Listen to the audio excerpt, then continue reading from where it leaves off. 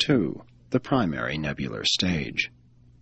All evolutionary material creations are born of circular and gaseous nebulae, and all such primary nebulae are circular throughout the early part of their gaseous existence.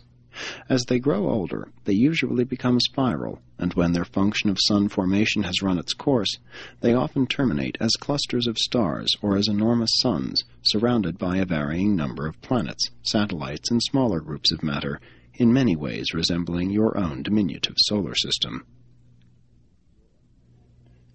800 billion years ago, the Andronover creation was well established as one of the magnificent primary nebulae of Orvonton. As the astronomers of nearby universes looked out upon this phenomenon of space, they saw very little to attract their attention.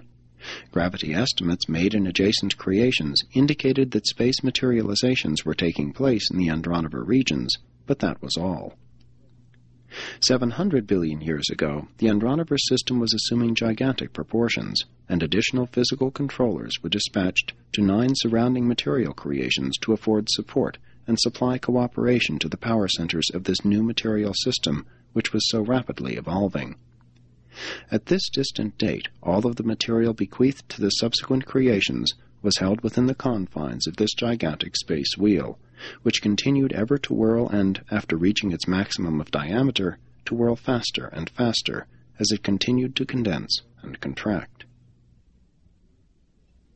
600 billion years ago, the height of the Andronover energy mobilization period was attained. The nebula had acquired its maximum of mass. At this time it was a gigantic circular gas cloud, in shape somewhat like a flattened spheroid. This was the early period of differential mass formation and varying revolutionary velocity. Gravity and other influences were about to begin their work of converting space gases into organized matter.